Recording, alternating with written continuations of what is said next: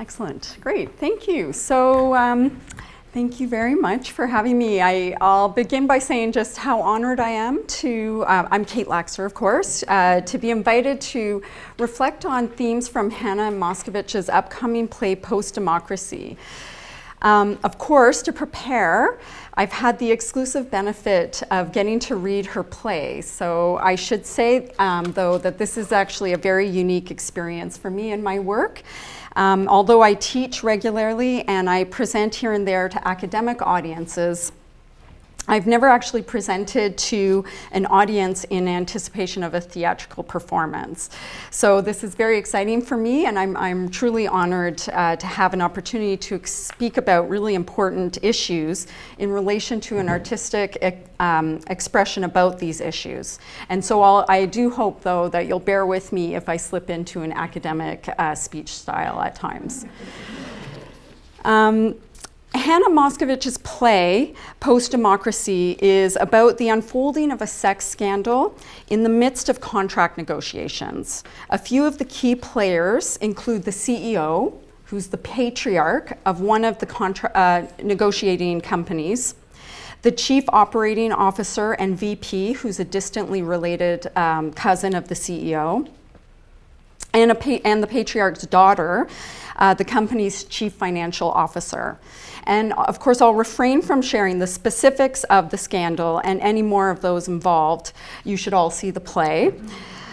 Instead, I'll focus on unpacking some of the critical themes that guide the play, namely the tremendous power of global capital and its influence on the vulnerable, including vulnerable countries, peoples, cities, businesses, women, and specifically sex workers.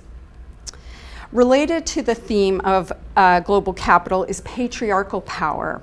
I'd like to reflect on the connection between global capital and patriarchy, specifically on the astonishing revival of patriarchy that we've been witness to in the last decade, and what this revival suggests about how global capital is negotiating new gender regimes to sweeten the deal.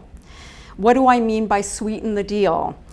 Although this is a direct reference from the play Post-Democracy, here I'm thinking about how capital and patriarchy are negotiating away women's rights and bodily autonomy in exchange for deference to the capital class. This is a theme I'll focus on in my presentation. I'll begin with unpacking the intensification of power held by global capital, the contemporary revival of patriarchy, and the corresponding revival of patriarchy's nasty little brother, misogyny. I'll then turn to a consideration of the implications for sex workers and also for women. I'll conclude with what I envision some of the solutions might be. Before turning to the first part of my presentation, I'd like to acknowledge the many scholars and sex worker organizations and allies from whom I've borrowed to develop some of my arguments that I'll present today. I come to this area of scholarship and activism through my teaching, but my own academic and policy research has focused more broadly on women, care work, and labor relations and resistance. I'll mention some of the scholars and allies of sex workers throughout my presentation. Few people, I'm sure here, would be surprised to learn about the massive intensification of concentrated wealth in the hands of fewer and fewer people that has been ongoing for the last couple decades. Indeed, we're living through a period of astonishing wealth accumulation. In 2008, after the collapse of Wall Street and its subsequent bailout, the discourse of the 99% and 1% developed to characterize this concentration of wealth and economic power. This discourse, at the time so stark, now seems actually a bit dated, because since 2008, the accumulation has worsened so that we now regularly hear about a selection of men and their families who own and control a lot of wealth in both Canada and the United States. Nevertheless, the top 1% of Americans and Canadians are certainly doing very well. They own vastly disproportionate wealth. For example, in the United States, the top 1% own half of the entire US stock market, while 80% of the US population live paycheck to paycheck. Wealth distribution is gendered and racialized. The typical single woman in the United States owns approximately 32 cents of wealth for every dollar of wealth owned by a man. And the typical black household in the United States owns just 13 cents of wealth for every dollar of wealth owned by the typical white household. Here are some Canadian statistics on wealth distribution. Robert Reich, former Secretary of Labor for Bill Clinton, professor, author, lawyer, political commentator, has called this emergent class a dynastic class, and he characterizes this era as a second Gilded Age. Reich has spent much of his recent career focusing on unpacking the implications of extreme wealth inequality and advocating for solutions. And yet Reich can hardly be characterized as a foe of capitalism. For example, he published a book in 2015 entitled Saving Capitalism. Nevertheless, Reich's been found allying himself with the likes of Bernie Sanders and other socialists in recent years as he attempts to at least salvage democracy, if not capitalism. Perhaps a takeaway here is that if a former Secretary of Labor in the United States is worried about capitalism and wealth inequality, we should all be worried about capitalism and wealth inequality.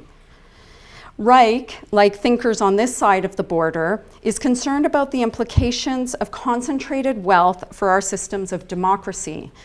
Research from the Canadian Broadbent Institute and the Canadian Centre for Policy Alternatives point to similar patterns of intensifying concentrated wealth.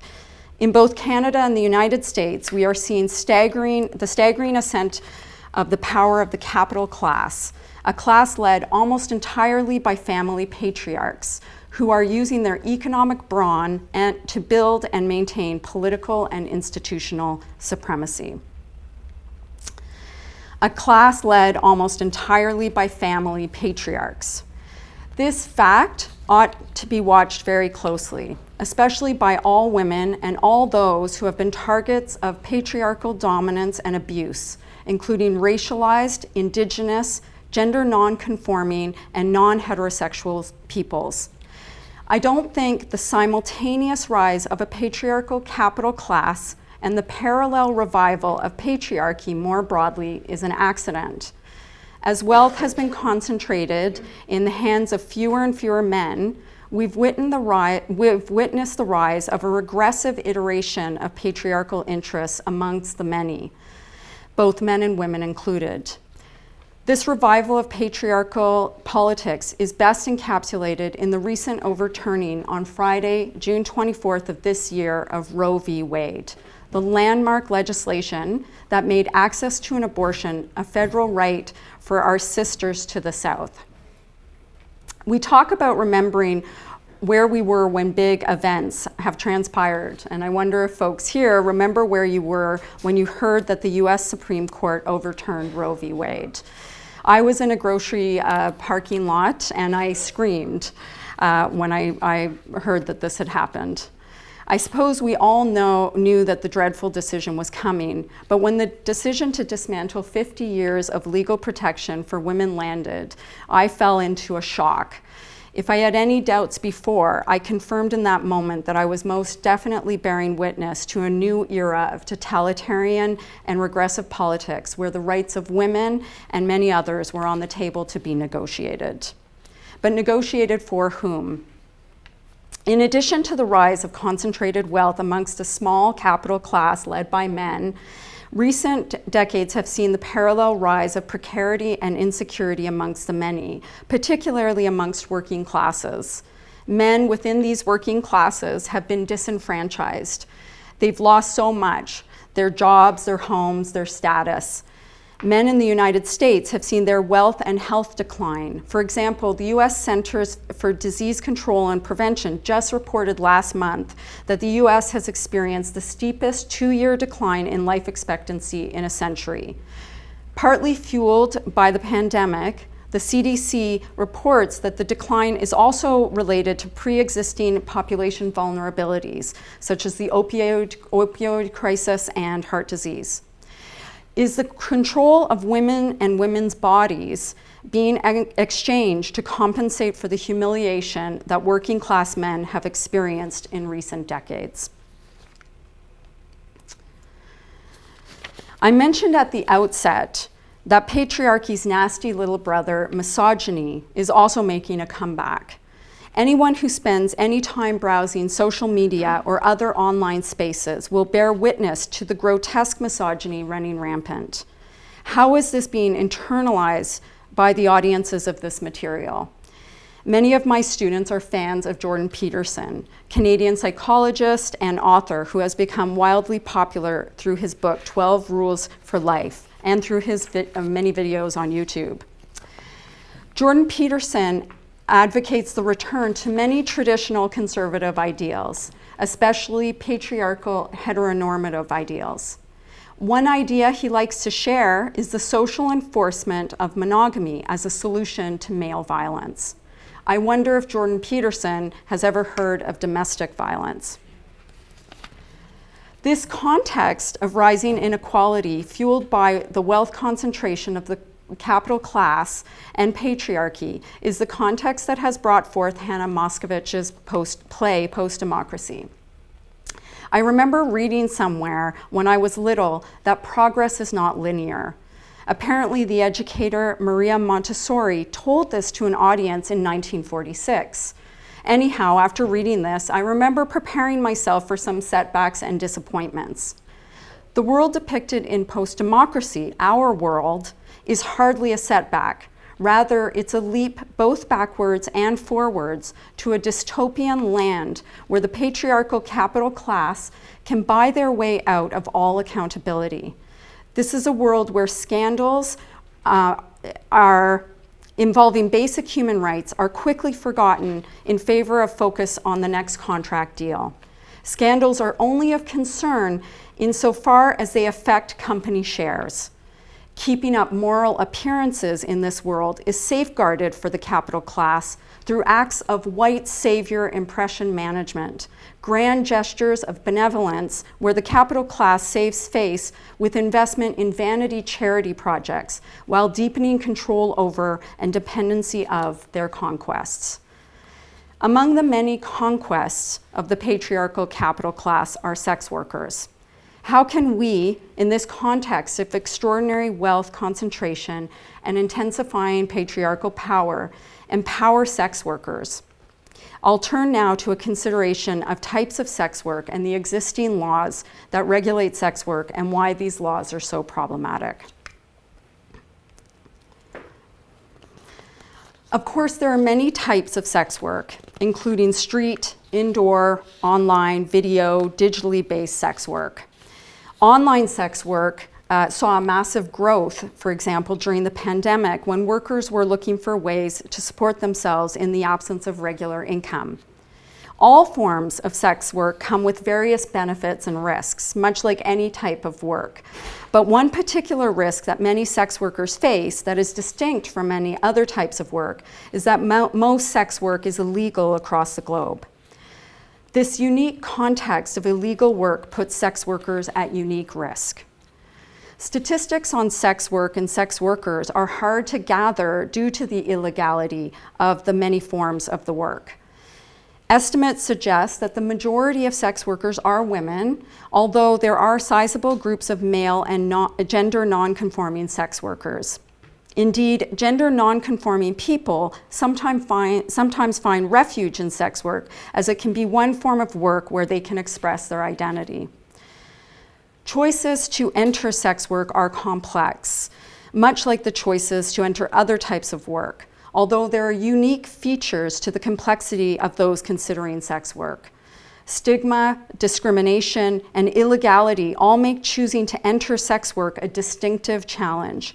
Sex workers are often depicted as lacking agency and as victims. The victim narrative of sex work is further supported by the assumption that all sex workers are either women or children. Recognizing the involvement of men in sex work disrupts the dominant sex workers are all victims discourse that currently supports widespread efforts to curtail sex work and deepen the pockets of anti-trafficking and policing interests. And yet, of course, there are victims of trafficking of sex work, much like there are victims of trafficking in other types of work. Statistics documenting the degree of trafficking are challenging to evaluate because of how these statistics are typically gathered and the policing interests that they support. Sex worker advocates caution against the growing anti-trafficking discourse that has taken hold in recent years in public policy. Critically, many sex workers themselves fight against anti-trafficking discourses as a way to assert their agency and bodily autonomy. Dominant discourses often question the choices of those who enter sex work, suggesting that coercion of some form must have been involved. Sex worker advocates will remind us, however, that complicated choices and coercion lay at the core of many decisions about the type of work one enters. And the assumptions that all sex work is harmful to sex workers is a moral assumption that does not recognize the fundamental agency and autonomy of sex workers. Sex work is skilled work, though the skills are rarely recognized. It's work that involves sophisticated emotional, aesthetic, and performative labor, not unlike the type of labor we find in theater, of course. Where sex work is illegal, it also involves unique skills of coordination and safeguarding to avoid encounters with violent clients and with police. Many varieties of sex work are illegal across most of the planet. There are three basic approaches to regulating sex work. The most common approach is criminalization of some or all aspects of the sex work industry. A second approach is legalization with a variety of regulations and restrictions that manage varieties of sex work. This is a model we see, for example, in the United States state of Nevada, where there are regulated licensed brothels. Finally, there is the approach of decriminalization of sex work among consenting adults. This was first introduced in New Zealand in 2003. It is a model that exists in only a small handful of scattered jurisdictions in the world, including now Belgium, which is the first European country to decriminalize sex work in March of this year. Canada follows what has been referred to as the end-demand model of sex work regulation, also sometimes referred to as the Nordic model, because it's a model that was first introduced in Sweden in 1999. The end-demand model does not criminalize sex work itself or the sex worker, but instead criminalizes the purchasing of sex work. This means it's the clients of sex workers who face charges. Those who support the enterprises of sex workers are also criminalized in Canada. This includes people who drive sex workers to gigs or landlords who rent space to sex workers. The implications of the end-demand model in Canada include forcing sex workers to go underground to continue to do their work. Going underground and hiding their work identities from others exposes sex workers to tremendous ongoing danger.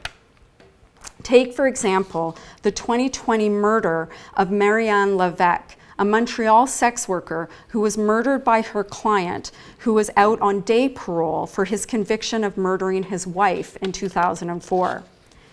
Part of the conditions of his day parole include meeting women to satisfy his sexual needs. Sex worker advocates and family of Marianne Levesque have blamed the end-demand model in Canada and its corresponding ban on the safe negotiating of sexual services for her murder. There is a lengthy history to the regulatory management of varieties of sex work in Canada, and I'll only cover some very recent history so folks can understand how we've ended up with the regressive end-demand model in Canada. For a short while, not too long ago, it looked like Canada was moving in a very progressive direction in regards to protecting the human rights of sex workers. In 2013, the Supreme Court of Canada, in a case known as the Bedford case, ruled that bans on solicitation and brothels violated sex workers' constitutional right to security of the person. They delayed the enforcement of their decision for 1 year to give the federal government a chance to write new laws. This was the outcome of a lengthy legal challenge involving many levels of the courts. 3 women sex workers were at the heart of the cases: Terry Jean Bedford, Amy Leibovich, and Valerie Scott. These women, for years, risked a great deal to bring basic human rights to sex workers. Nearly immediately after this ruling, the Conservative government, under the leadership of Prime Minister Stephen Harper, introduced the end demand model through Bill C-36, called the Protection of Communities and Exploited Persons Act. Although Justin Trudeau and the Liberal Party promised to overturn Bill C-36 as part of their campaign for election in 2015, this has not yet occurred, even now, well into Trudeau's second term as Prime Minister of Canada. Since the introduction of Bill C-36 and the end demand model, Canada has witnessed a deepening of the anti-trafficking and policing interest. The money that is funneled to these conservative interests that claim to be protecting women and children is staggering. Meanwhile, the Ontario Conservative government, under Doug Ford's leadership, eliminated the Office of the Advocate for Children and Youth. This Ontario Child Advocate served as an independent watchdog to investigate the ill treatment of children and review government policies and practices. While few would dispute the critical need to curtail sex trafficking, especially sex trafficking of children and youth, many may not realize the colonial, white supremacist, and patriarchal values at the heart of the anti-trafficking discourse and the interests this discourse supports. The anti-trafficking discourse also supports what is sometimes referred to as an abolitionist approach to sex work, a reference that Robin Maynard, who is featured here, a Black feminist scholar, activist, and educator, points out is a deeply problematic appropriation of the imagery and language of slavery to support policies that criminalize and further exacerbate harms experienced by Black women. These appropriated abolitionist discourses further disempower Black women. Black lives and sex work, especially Black lives and sex worker lives, particularly in the United States, where Blacks have incurred mass incarceration. Robin Maynard argues that anti-trafficking and prohibitionist forces are direct contributors to mass incarceration and that they are hardly liberators of Black or Indigenous lives. Similarly, Kamala Campadou, a professor at York University, who first designed the course on sex work and sexual labor that I've been privileged to teach, also points to the devastating impacts of the colonial and white supremacist values at the heart of the anti-trafficking discourses.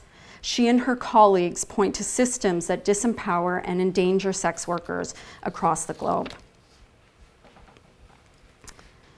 What happens to sex workers when they are forced out of sex work? Experiences are incredibly varied, of course. Some sex workers recount internalizing a lot of shame and stigma.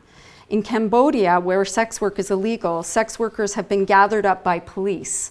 Many sex workers recount incredible abuse at the hands of police, including sexual violence. After police processing, some sex workers in Cambodia are then sent to NGOs with seemingly good intentions that re-educate them so that they can re-enter society and work for garment sweatshops. These sweatshops are essentially controlled by the Western capital class that purchases the labor in exchange for cheaply produced clothing. Hardly an empowering experience that offers agency, freedom, and choice. So how can we empower sex workers? The solutions are complicated, but a key solution is the decriminalization of sex work. Key voices in the area of advocacy for women and sex worker rights, like the Canadian Women's Legal Action and Education Fund, also known as LEAF, take the position of decriminalization of sex work. Efforts are underway, supported by many workers and sex workers and sex worker allies, to repeal the end-demand model in Canada and to move towards decriminalization of sex work. Another key solution is to return to real collective investment in public and universal programs that support all populations vulnerable to exploitation. Universal basic incomes, for example, could raise the floor so that those in abusive, exploitative, or dangerous situations can support themselves. Universal childcare could liberate women from the anxiety of knowing how they'll care for their children and work at the same time. Universal free education beyond high school could help vulnerable groups develop skills to have real agency and choice. Regulations and taxes should be put on mass accumulations of wealth. Things like wealth taxes, inheritance taxes, and corporate taxes can help dampen the accumulation of power by the patriarchal capital class. These feel like radical ideas to suggest in a world that has seen so much austerity for the last couple decades, but these are hardly radical ideas. These are the kind of ideas that helped build so much wealth and prosperity in the 50s and 60s in Canada.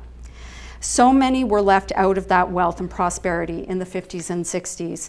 Indigenous Canadians, racialized Canadians, and others didn't prosper like white Canadians, but perhaps we have the opportunity now to change this for everyone.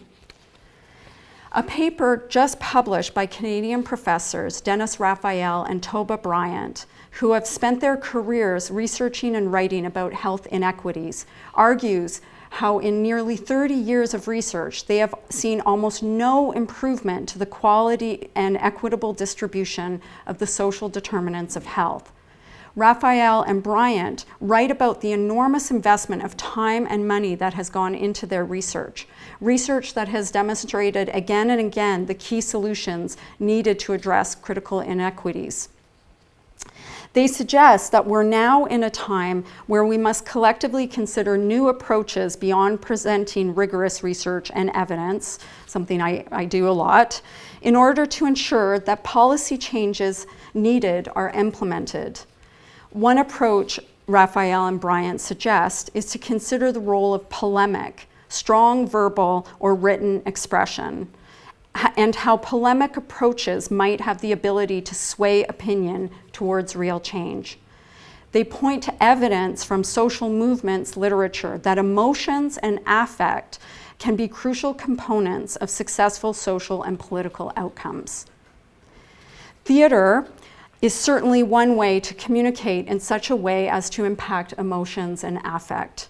Hannah Moscovitch's play, Post-Democracy, provides a window for us to gaze through, to consider the bleak, dystopian world shaped by the patriarchal capital class. Her work shows us in bold relief the soullessness of a world guided by capital and not by human rights. So, as I said at the outset, it's been an honor to have an opportunity to unpack Hannah Moscovitch's play Post-Democracy and to connect her research, it to my research and others' research and evidence. Perhaps in doing so, we'll come closer to achieving important change needed to empower vulnerable populations. And thank you very much, everyone, for this opportunity to share my perspective and for listening. And I hope you all have an opportunity to see the play Post-Democracy.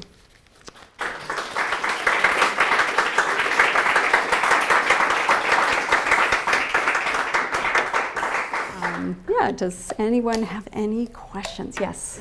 Did she consult you at all in the research and writing? No, Hannah, no. You mean the author of the play? No. Yeah, I've just had the benefit of reading her play, so yeah.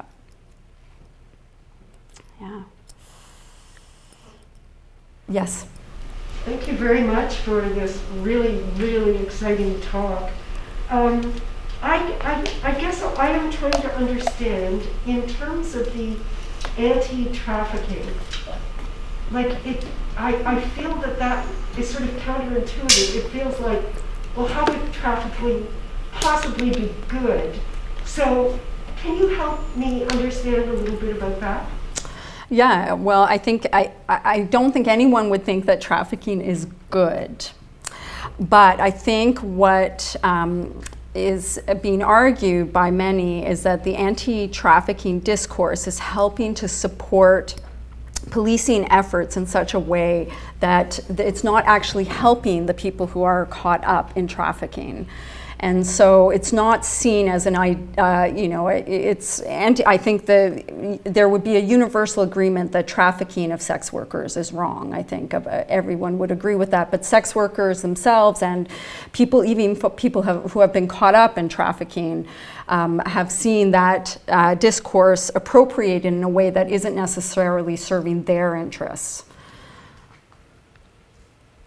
And tremendous amounts of money have gone into anti-trafficking in the last decade, and it's supporting policing interests as well. And you know, in Canada, we see a lot of vulnerable populations who are caught up in that in ways that are really negative for those populations, particularly, for example, Indigenous women can often be targets in a way that can be very destructive for them, and not necessarily the right pathway for them out of sex work if that's what they want to do. Yes?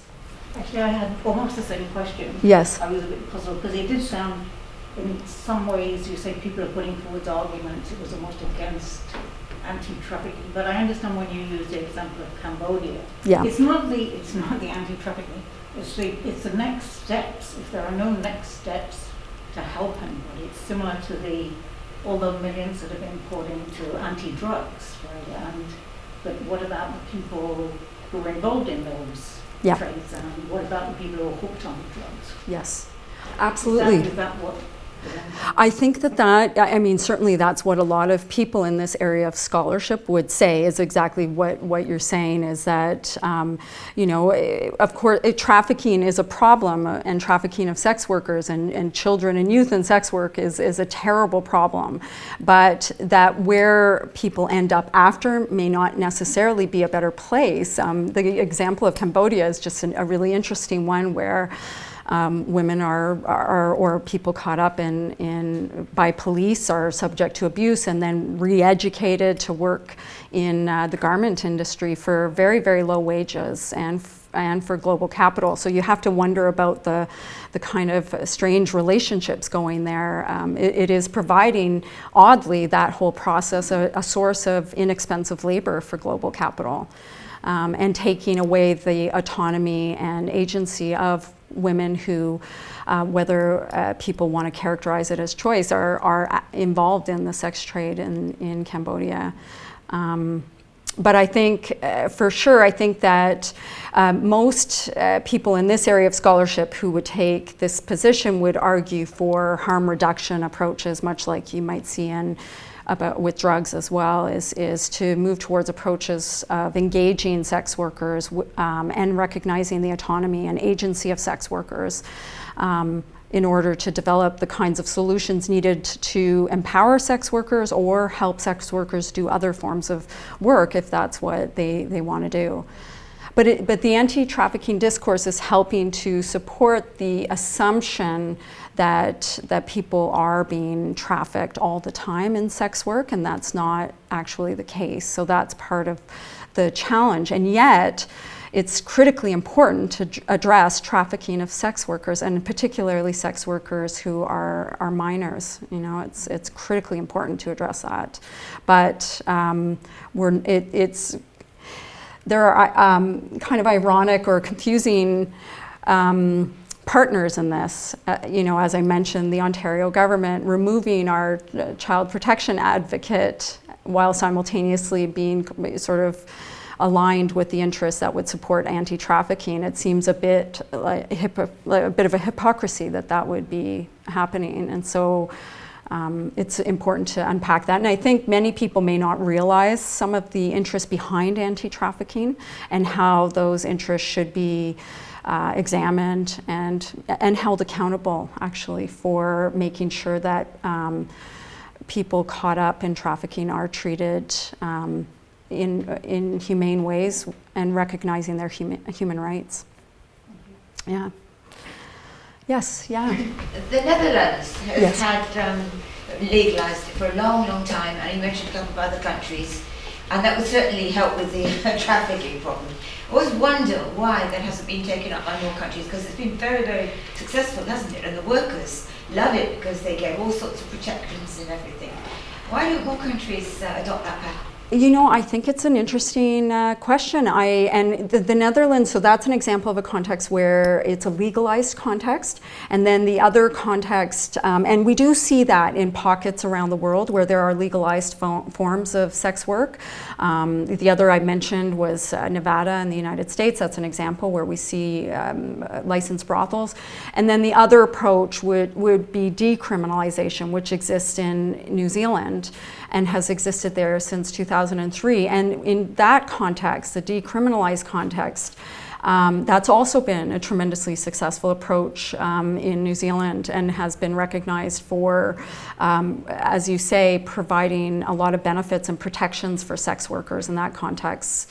And also reducing the stigma and shame associated with the work, and that's taken time for that to happen, but now that that is happening, more constructive conversations are happening about trafficking that still can take place in these contexts, but it's a better context in which to address those issues.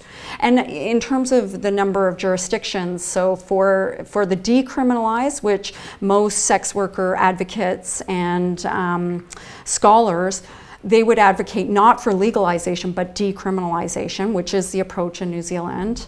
And that really only exists, well, it first existed in New Zealand, and then exists, Belgium just introduced decriminalization in March this year. And then it exists in 2 states in the United States, in Vermont, interestingly, and yeah, just introduced 2021, 2022. One other state, I think Michigan, maybe, I'm not sure, but, and then I can't remember the other state in the US. And then parts of Australia. But that's it. Those are the only places. So it's very tiny parts of the world where decriminalization has been introduced. But many recognize it as the best approach to recognize and to empower sex workers and protect sex workers' human rights.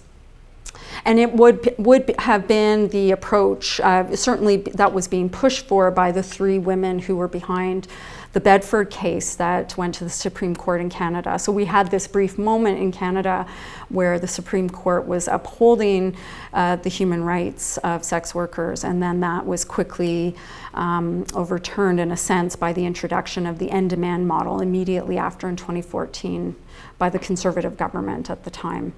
And as I mentioned, Justin Trudeau and the Liberals did say when they were campaigning for election that they would repeal that Bill C-36, the end-demand model, and restore and move towards decriminalization, but that has not taken any shape at all. Yeah, so. But yeah, I think it's interesting. I don't know why. I mean, I think I'm partly presenting a thesis here that I think there's a revival of patriarchy that's taking place, and so I think that conflicts with the interests of decriminalizing sex work. So I think we have powerful forces that on both sides certainly. Yes, yeah. You can have a Yeah. When you look at the context of Morgan Taylor and the feminist movement, you mentioned polemic as a prescriptive, Yeah. but in reality today, polemic seems to be all on the other side, on the capitalist, white, male side. Yeah. Why is that? Why is the feminist movement not able to use the same techniques that have been used by the savage capitalism, in fact? You know, it's such a good question, and it's partly what brings me here today. You know, I'm kind of a shy person. I don't really present outside of academia very often, but, you know, with the overturning of Roe v. Wade, I have really felt that, you know, this is really serious what's happening. And so, you know, this is one reason I sort of thought, well, I'll take this opportunity and speak about how serious this issue is. Something that I'm witnessing, I mentioned how popular, wildly popular Jordan Peterson is amongst my students. And, The females? you know, tragically, yes. Yes. And so one of my, you know, the thesis I have about that is that I think people are very nervous about the precarity and insecurity that we're facing, you know, as workers right now. And they are really, and especially young people, I think they really are worried, you know, about their future security. And I think sometimes when people are in that state, they cling on to kind of traditional forms of security. And so that might be masculinity, and traditional masculinity and patriarchy might be seen as a solution to the anxieties and insecurity that young people are facing. But yes, I am seeing it amongst women as well.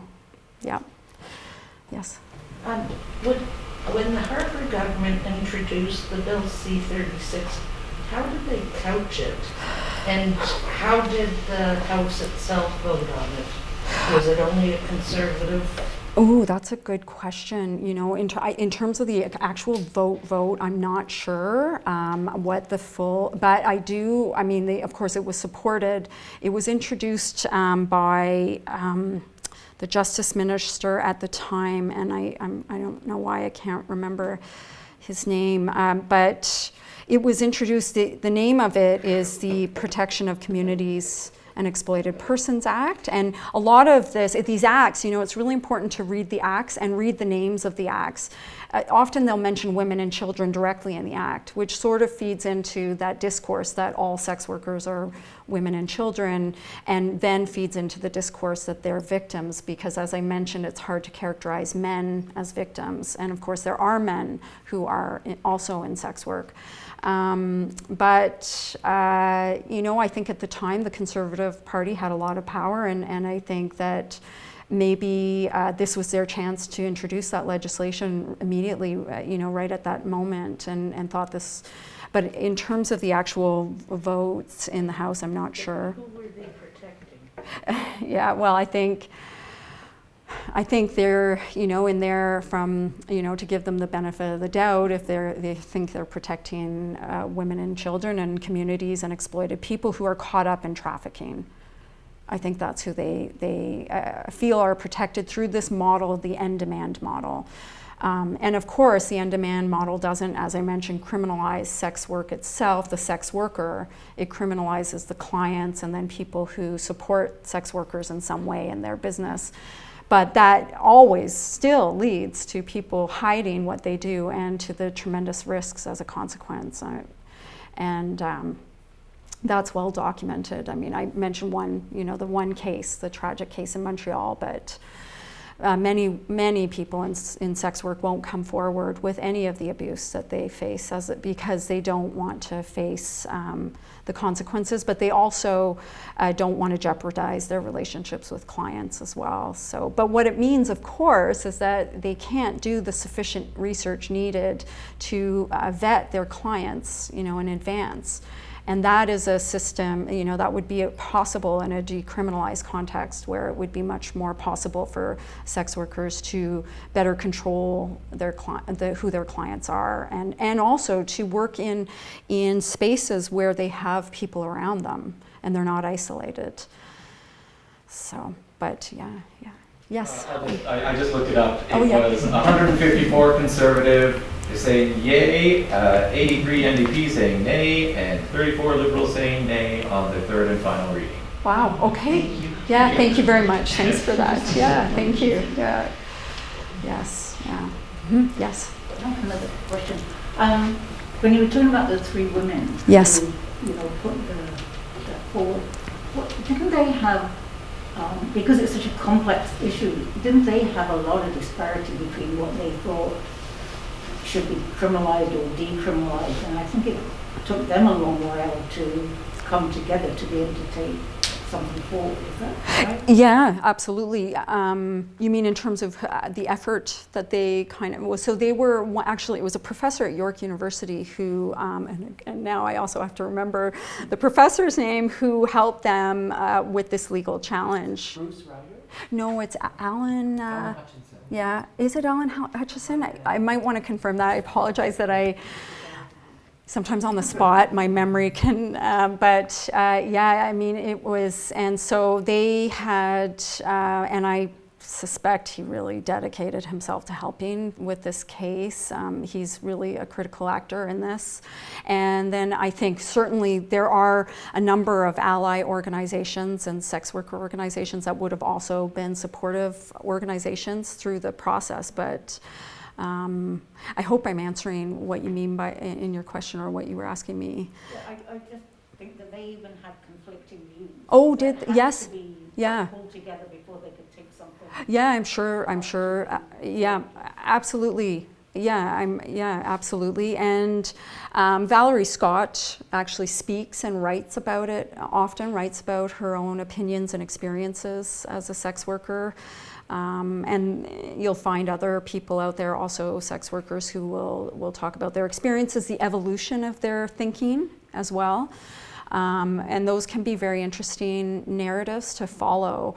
For example, narratives of women who actually were, left sex work from shame and stigma, and also a sense of feminism, interestingly, and then ended up returning to sex work and realizing that maybe feminism at that time wasn't really the right approach or the kind of right thinking about their autonomy and agency. So those can be interesting accounts of a kind of the early days of feminism and the multitude of approaches and ideas that have existed about what are the best approaches for sex workers. Yeah. Yes, yeah. Why do you think it says post-democracy in this context? Because none of the discussion really is about democracy. It's about sex work and rights. Yes. But yeah. It is interesting that she chose post-democracy as part of the title. Yes, so I should actually say it's, so this part I think is really about the capital class, the incredible intensification of wealth of the capital class and how that wealth enables the capital class to essentially buy democracy or control institutions and politics and have supremacy over institution and politics. And that I would say would certainly be a theme in post-democracy. The theme of the kind of deepening concentrated wealth and its implications for democracy. I hope that makes sense. Will, when you see the show. Yes, okay. Well, yes, please see the show, yes. Okay, I think we're going to wrap it up, everybody. Thank you so much. Thank you, everybody. Thanks very much. Thanks for your questions. Thank you.